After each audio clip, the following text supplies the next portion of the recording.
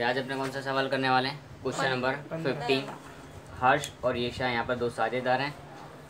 तो हर्ष और येशा की निम्नलिखित सकल तलपट और समायोजनों को ध्यान में लेकर पेड़ी का 31/3/2017 के रोज पूरे होने वाले वर्ष का वार्षिक हिसाब तैयार करना है। तो वार्षिक हिसाब तैयार करने के लिए हमारे ज़रूरी खाते कौन कौन से हैं? 5 हैं। पहला है व्यापार खाता, दूसरा लाभानी खाता, लाभानी वितरण खाता, पूंजी खाता और पक्की तलपट, बरोबर। उसके बाद ये हमारी सकल तलपट दी हुई है जिसमें उधार बाकी और जमा बाकी सब अलग अलग दिया हुआ है। नीचे कुछ समायोजन दिए 5 एक। तो पाँचों के पहले 5 समायोजनों को हम क्या करेंगे? टिक मार्क करेंगे कि कहाँ पर इन लोगों की असर होने वाली है इसके लिए। तो अंतिम स्टॉक 10,000 का है जिसमें से 50% स्टॉक की कीमत उपज नहीं हो सकती, तो अंतिम स्टॉक कहीं टिक मार्क होता नहीं है। दूसरा, मकान खरीद के कानूनी खर्च 4,000 कानूनी खर्च में शामिल है, तो मकान को और कानूनी खर्च को दोनों को टिक मार्क करना है दूसरा नंबर। तो देखो यहाँ पर हमको मकान है उसको टिक मार्क करना है 2 नंबर, और कानूनी खर्च है उसको भी टिक मार्क करना है 2 नंबर। आगे चलते हैं। देनदारों पर 5% की दर 5% डूबत अनामत का प्रावधान। तो डूबत अनामत हमको जहाँ भी दिखाई दे रहे हैं उनको टिक मार्क करेंगे 3 नंबर। उसके बाद में लेना यानी कि देनदार होता है तो उसको भी हम टिक मार्क करेंगे 3 नंबर। नेक्स्ट है चौथा, फर्नीचर पर और मकान पर घिसाई गिननी है, तो फर्नीचर और मकान को टिक मार्क करना है 4 नंबर। और फर्नीचर की घिसाई भी दी है तो उसको भी हम साथ में टिक मार्क करेंगे, ठीक है।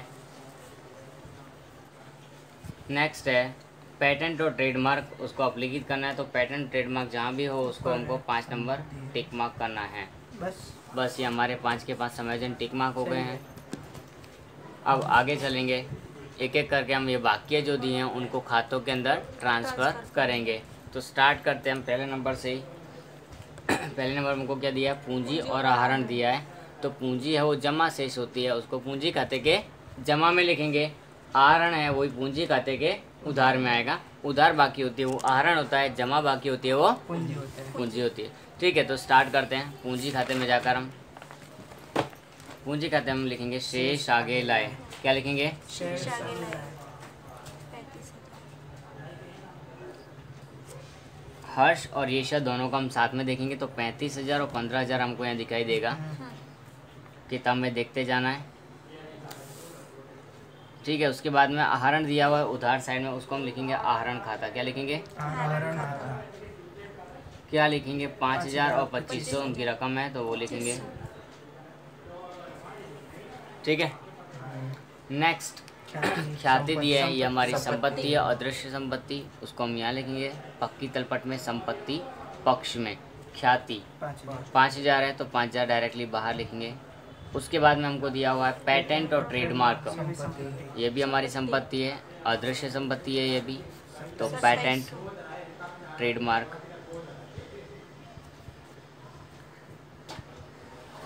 2,700, ठीक है। उसके बाद में हमारे पास में क्या है? लेना और देना दोनों है, ठीक है। तो लेना और देना ये कहाँ था हमारा? अलग अलग है। लेना यानी कि देनदार, उसको हम लिखते हैं इस साइड, और दूसरा है हमारा लेनदार, उसको लिखते हैं हम दायित्व पक्ष में, ठीक है। तो देनदार और लेनदार यानी लेना और देना, इसको हम क्या बोलते हैं? लेना। ब्रैकेट में इनकी जो ओरिजिनल है इनका नाम दिया है बुक में वो लिख देते हैं, लेना और देना, ठीक है। इनकी रकम कितनी दी हुई है हमको? एक की दिए 31,000, ये हमारा क्या है? देनदार। उधार रकम होती है वो देनदार होता है, जमा रकम दी होती है उसको हम लेनदार कहते हैं 25,000। कोई टिक मार्क नहीं, इसको मैंने लेनदार को डायरेक्ट बाहर लिख दिया है। उसके बाद में हमको लिखा माल खाते, अगर उधार में है तो खरीद और जमा में है तो बिक्री। माल खाता लिखा खाली इसके लिए, ठीक है। तो खरीद और बिक्री दो अलग अलग चीज़, इसको हम व्यापार खाते के उधार और जमा अलग अलग में लिखेंगे, बिक्री को जमा में लिखेंगे और खरीद को उधार में। रकम देखते हैं हम इनकी, तो रकम दी हुई है कितनी माल में? 40,000 और 89,250। तो खरीदी है 40,000 और बिक्री है 89,250, 89,250। उसके बाद में लिखा यंत्र संपत्ति है, कोई टिक मार्क नहीं है इसलिए हम डायरेक्टली बाहर लिखेंगे इसको। कितनी है? 15,000 है तो 15,000 डायरेक्ट बाहर। उसके बाद में कितने हैं? व्यापार खाते के उधार में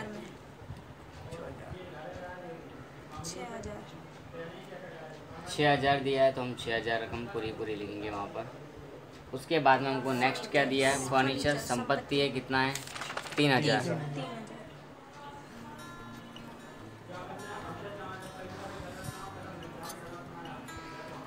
ठीक है, उसके बाद हमको क्या दिया हुआ है, माल वापसी।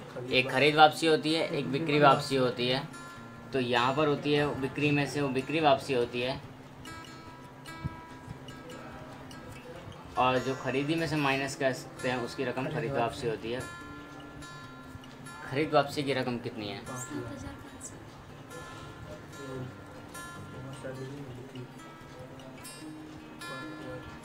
5000। जमा में जो होता है वो खरीद वापसी होती है, और उधार में जो होता है बिक्री वापसी होती है। और बिक्री वापसी जो है वो हमारी उधार बाकी है इसके अंदर, तो उसको लिखेंगे 7500। उसके बाद लिखा है मजदूरी, ये भी व्यापार खाते के उधार में आता है। कितनी रकम दी है, 4000। तो 4000 हम पूरी यहाँ पर लिखेंगे। फर्नीचर की घिसाई, अगर संपत्ति में इसका एडजस्टमेंट में समाइजर में इसका टिक मार्क है, हमारे पास समाइजर में है, तो इसको पुरानी को प्लस करेंगे, लिखेंगे घिसाई फर्नीचर की। लेकिन कौन सी है, कितनी दी हुई है, 300। तो टोटल कितना हो जाएगा, 3300। ठीक है, उसके बाद में आगे चलते हैं। स्टेशनरी और छपाई, ये कहाँ आएगा, लाभानी खाते का खर्च है, तो लिखेंगे स्टेशनरी और छपाई खर्च। ठीक है, रकम कितनी है उसकी, 1550 यहाँ पर दी हुई है, तो वो लिखेंगे हम। मकान दिया हुआ है 46000, संपत्ति में आएगा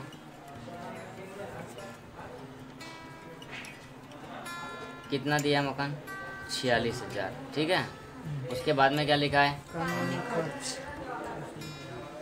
कानूनी खर्च, ये कहाँ आते हैं, लाभानी खाते में आएगा 6500। उसके बाद में रोकड़ शेष हमारे क्या है, संपत्ति है, तो यहाँ लिखेंगे रोकड़ शेष, कितनी रकम है। उसके बाद में बीमा प्रीमियम, सॉरी रेलवे नोट, ये कहाँ आएगा, व्यापार खाते के उधार में आता है रेलवे नोट, कितना है 600। उसके बाद में लिखा है बीमा प्रीमियम, लाभानी खाते के उधार में बीमा प्रीमियम। ठीक है ना, कितना है, उसके बाद में क्या दिया हुआ है, हुंडिया। कौन कौन सी होती है, लेनी हुंडी, लेनी हुंडी कहाँ आती है, संपत्ति। लेनी हुंडी संपत्ति में आती है, तो मालिक की लेनी हुंडी, कितनी रकम आएगी उसकी,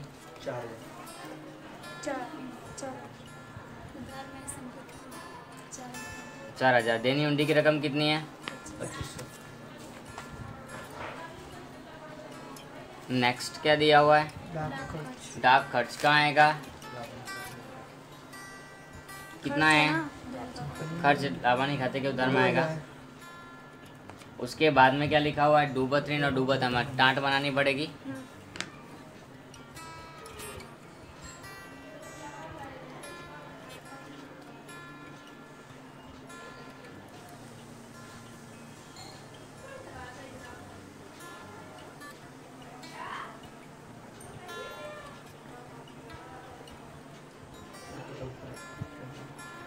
ओके, अब डूबत ऋण हमारे पास कितनी है, 1500, और डूबत रावत कितनी है, 2000। तो हमने उसको लिख दिया है 1500 ऊपर ऊपर, और 2000 को हमने माइनस करके शो किया है। आगे बट्टा, प्राप्त बट्टा इधर, दिया बट्टा इधर, प्राप्त बट्टा इधर। रकम पुरुषोत्तम, प्राप्त बट्टा की, प्राप्त बट्टा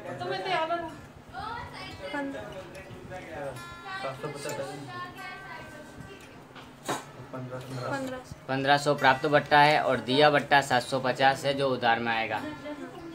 दूसरा लिखा है हाथ पर स्टैम्प और डूबत ऋण वापसी। हाथ पर स्टैम्प कहाँ आएंगे, हाथ पर स्टैम्प है यानी संपत्ति होगी हमारी।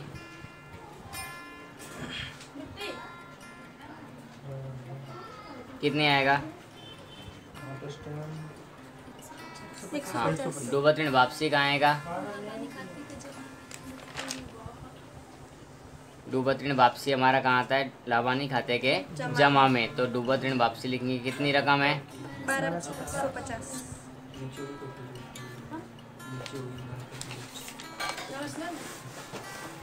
अब है HDFC की लोन।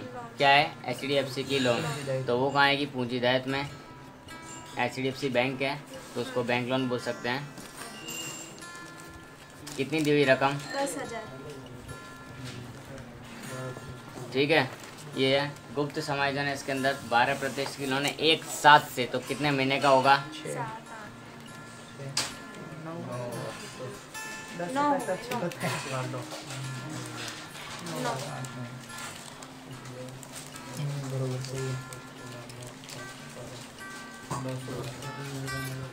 10,000 की लोन, 12%, 9 महीने, तो 900 रुपये।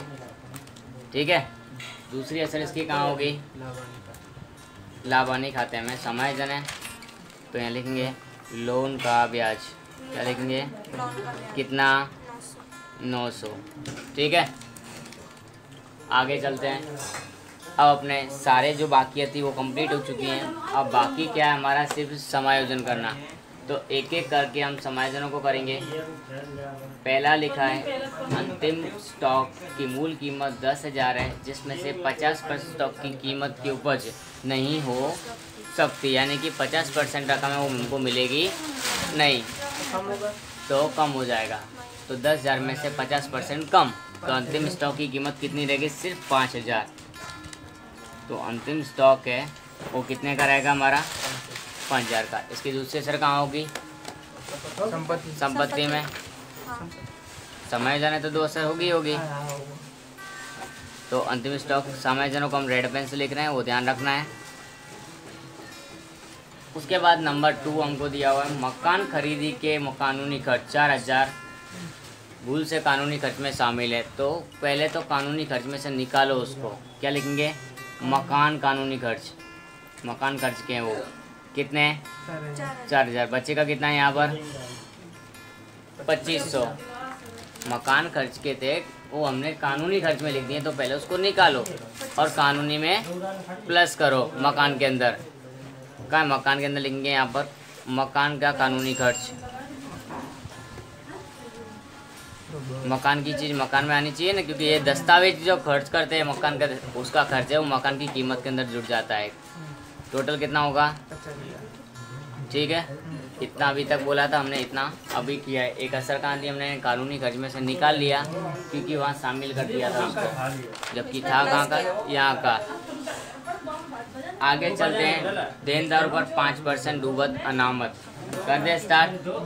तो लिखेंगे डूबत अनामत 5%। कितना आएगा?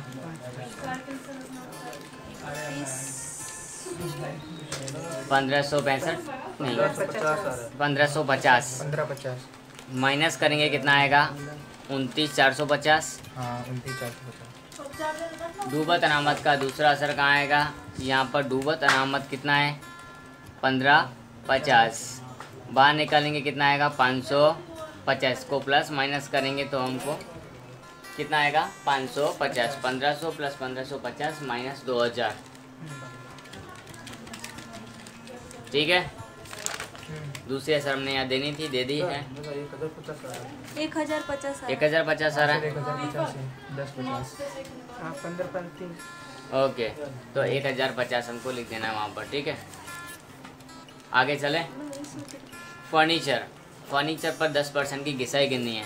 तो फर्नीचर का हमारा ये रहा, उस पर घिसाई गिनेंगे, कितना है? 10%। 330 माइनस करेंगे 2970। 2970। ठीक है, अब घिसाई की दूसरी बैग कहाँ आएगी? क्या लिखेंगे? फर्नीचर पर घिसाई कितनी आएगी? 330। कितनी आएगी? 330। मैं टोटल बोल दिया था क्या? कुछ नहीं, मैं समझ गया। हम मकान पर 5% की घिसाई गिननी है। 2500 2500 या 250, 2500 आएगी। 47,500 बाहर के कॉलम में जाएगा। 50,000 का 5% करना है हमको, क्योंकि हमारा मकान कितने का अब 50,000 का, उसका 5% करना है। कितना हाँ, होगा 2500 माइनस करेंगे तो 47,500 बाहर आएगा। दूसरी इफेक्ट कहाँ आएगी, कितनी रकम से आएगी, 25। तो मकान पर गिस्सा यहाँ पर दूसरी असर है, ये लाभानी खाते के उधार में आएगी। रकम है हमारी 2500, तो 2500 लिखेंगे। आगे पेटेंट और ट्रेडमार्क का 1/3 भाग हमारा नेक्स्ट समायोजन है, किताब में देखते जाना है। पेटेंट ट्रेडमार्क का 1/3 भाग आप लिखेगी। तो पेटेंट और ट्रेडमार्क हमारे यहाँ है, 1/3 भाग अपडेट करना है, तो 1/3 से उसको भाग देंगे। यस, तो 900 आएगा। 2700 को 3 से भाग देने के बाद में माइनस निकालेंगे बाहर करके, 1800 आएगा। दूसरी असर इसकी कहाँ आएगी, लाभानी खाते के उधार में क्या लिखेंगे, पेटेंट अपलिखित। ठीक है, ठीक है। कितनी रकम, हमारे सारे समायोजन पूरे हो चुके हैं, बाकी सब काम भी कंप्लीट हो चुका है। अब करना क्या है, सिर्फ टोटल और डिफरेंस निकालना है। डिफरेंस निकालने के बाद में हमारे पास में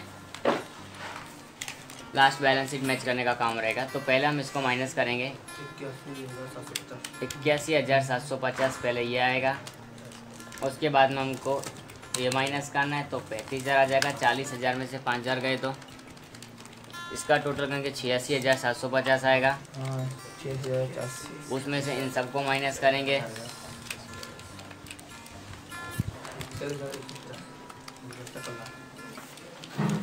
सकल हमारा 41,150 आ रहा है। सही है। 35 है ना। तो उसको लेंगे सकल लाभ व्यापार सॉरी लाभानी खाते ले गए, क्या लिखेंगे, लाभानी खाते ले गए। ठीक है। इसको हम लेके जाएंगे कहाँ,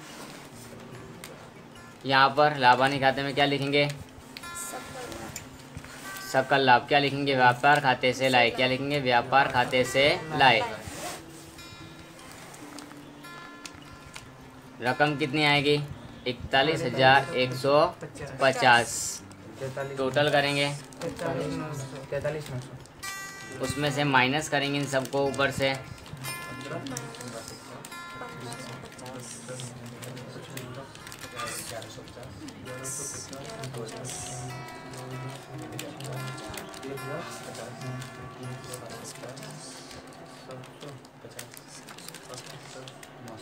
तीस हजार 270।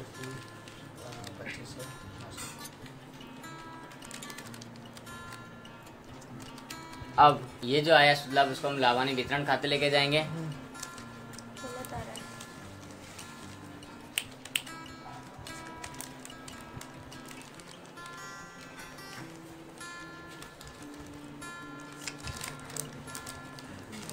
तीस 30,270 जो हमारा आया वो हमारा क्या है, शुद्ध लाभ है। उसको हम कहाँ लेके जाएंगे, लाभ हानि वितरण खाते।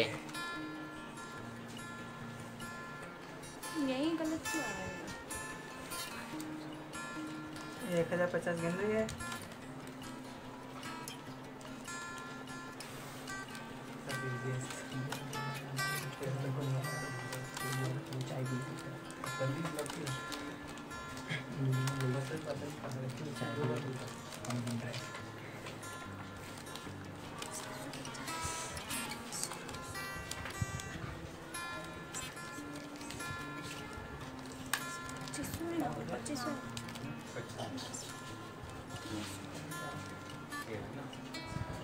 तो ज़्यादा आया, ऐसा क्यों हो रहा है?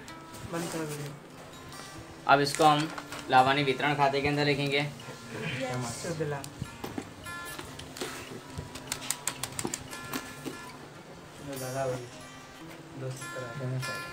यहाँ लिखेंगे शुद्ध लाभ। यहाँ पे कोई भी दूसरी कोई एंट्री नहीं है, लेकिन हम यहाँ पर लिख रहे हैं। अब जो डिफरेंस आएगा वो पूरा पूरा हमारा क्या हो जाएगा, वितरण पत्र लाभ बन जाएगा। अनुपात के बारे में कोई सूचना नहीं दी थी, इसलिए हम इसको समान अनुपात में बांटेंगे। 30,270 था, 30,270, 15,135। तो यहाँ पर आएगा 15,135। और 15,135, 15,135 हमारे टोटल आएगा। डिफरेंस है 30,270, जो था वो का वही। हर्ष और ये शाह, क्या लिखेंगे? वितरण पात्र लाभ, क्या लिखेंगे? वितरण पात्र। अनुपात कोई नहीं दिया था इन्फॉर्मेशन, तो हमने 1:1 लिया है यहाँ पर। उसको हम ट्रांसफ़र करेंगे पूंजी खाते के अंदर, तो लिखेंगे यहाँ पूंजी खाता। यहाँ भी कोई दूसरी एंट्री नहीं आएगी सिवाय प्रॉफिट के। 30,135,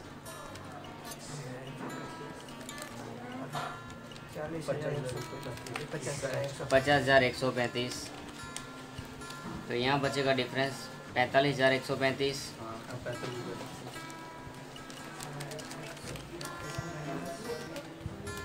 और बाजू में हमारे पास आएगा 30,135 में से 2,500 माइनस करने के बाद 2500 है। 27,735। इसको हम लिखेंगे शेष आगे ले गए, क्या लिखेंगे? शेष आगे ले गए। ये हम कहाँ लिखेंगे? पूंजी खाते के अंदर। पूंजी करके हर्ष और ये शाह, 45,135, 27,635,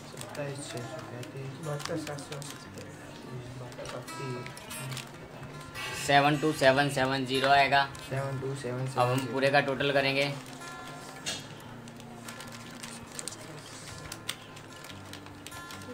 दोनों साइड का टोटल मैच करेंगे, कितना आता है वो चेक करते हैं। 1,11,170। अपोजिट साइड का चेक करना है।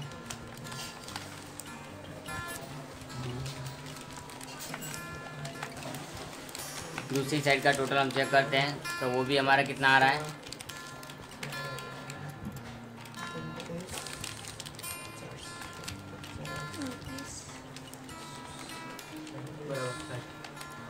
1,11,170 ही आ रहा है। तो दोनों साइड का टोटल हमारा यहाँ मैच हो चुका है, तो हमारा आंसर कैसा है? राइट है, ठीक है। दोनों साइड की बैलेंस शीट हमारी टैली हो चुकी है, मैच हो गई है। अब हमको करने दो आप।